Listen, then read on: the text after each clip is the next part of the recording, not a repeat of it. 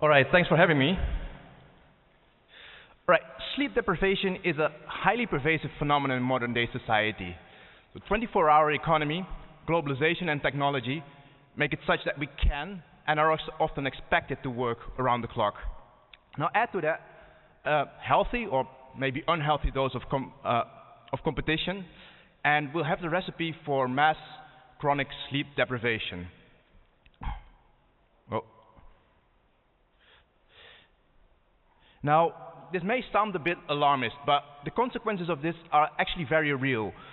A recent analysis done by Rand Corporation in 2016 estimated that the economic costs of insufficient sleep across 5 major economies could be up to $680 billion each year.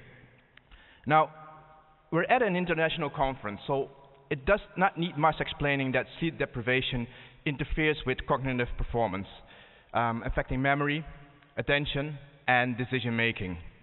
And accumulating evidence from neuroimaging studies shows that frontal and parietal areas, such as IPS, ACC, and the insula, show decreased activation when people perform tasks when they are sleep deprived. Now, traditionally this has been interpreted as the participant is no longer able to perform well, and the brain is no longer able to mobilize the necessary resources. But an alternative view is that sleep deprivation interferes with the motivational processes that guide the mobilization of brain resources. Now, the main question of this study is, does sleep deprivation lead to a loss of motivation? And while there's ample anecdotal and self-report evidence for this, there is very little research into the mechanisms. All right, so what did we do? We invited 28 participants into the lab, all of which were healthy, had no sleep disorder, and had regular sleep patterns. And they came to our lab twice, once for a night of sleep deprivation, and once for a night of normal sleep. And in the morning after each session, they were tested both in and outside the scanner. They performed 2 tasks. The first was a motivated attention task, and the second was an effort discounting task.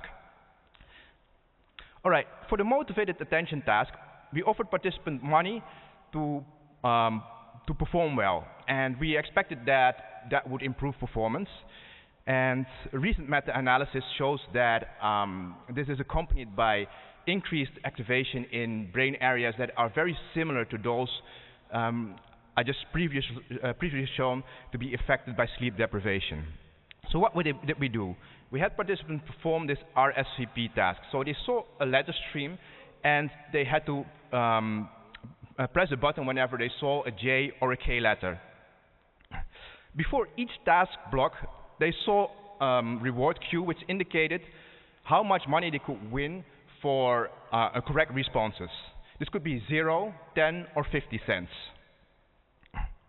Then a task block started, and they saw this flickering checker box, which was not relevant to the task. But in the middle of that checker box, there was a stream of letters that changed rapidly, and they had to press whenever they saw a J or a K letter. So in total, they performed 6 task runs, all consisting of 6 task blocks, and each block could be either 0, 10, or 50 cents reward. And what we were interested in is how brain activation scales with this reward.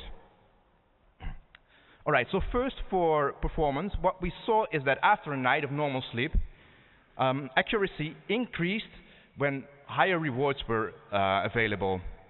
And this reward effect was also present after a night of sleep deprivation. However, overall performance was lower after sleep deprivation. When we look at reaction time, we see very similar pattern. And when we looked at what brain areas were showed correlated activation with this reward effect, we found widespread areas, including cortical and subcortical areas, including the ACC, the MPFC, thalamus, anterior insula, and the ventral visual cortex. Now, when we looked at the same contrast after sleep deprivation, we found similar areas, although activated to a much lesser extent. And when we directly contrasted sleep and sleep deprivation, what we found is a small patch in the ACC and a patch in the anterior insula that was significantly less correlated with reward when people were sleep deprived. All right, so now that we know this, I'd like to shift gears to the second task, which is the effort discounting task. So effort discounting is a method that is borrowed from the neuroeconomics field, and it basically entails that by studying people's decisions, we can see how people would weigh the costs of effortful performance against the value of a reward that is available. Now what we did is after people completed the RSVP task, we took them out of the scanner and we had them do this choice task. So the choice task would determine how they would spend the last 30 minutes of the experiment. So they could choose to either do a short version of the RSVP again for a low reward, or do a longer version of that RSVP for a higher reward. And by systematically varying the reward amount and the task duration, we can estimate by how much a participant would discount the value of a reward given the required effort level. Now, note that in this case we use task duration as a proxy for effort, and this is not the only way to instantiate effort. We think it's a valid way, but I'm happy to answer questions about that later. All right, so what we see here is the discounting curve. And the discounting curve indicates by how much a $10 reward is discounted given a specific required task duration. And what we see is that after both sleep and sleep deprivation, rewards are discounted more when longer task durations are required. And this discounting is stronger after sleep deprivation. All right, now using computational model fitting, what we can do is estimate what type of, what shape of discounting function would fit our data best. And in line with previous effort-based decision-making studies, we found that our data were best described by a sigmoid-shaped discounting curve, and it was specifically this inflection point, which indicates the duration at which a reward is discounted to half its original value that was shifted to shorter durations after sleep deprivation. So in other words, participants were less willing to perform longer tasks when they were sleep deprived. All right, so in conclusion, what we found in the study is that sleep deprivation leads to impaired performance, and this is accompanied by reduced reward modulation in the ACC and in the anterior insula. And lastly, what we found is that sleep deprivation leads to reduced effort preference.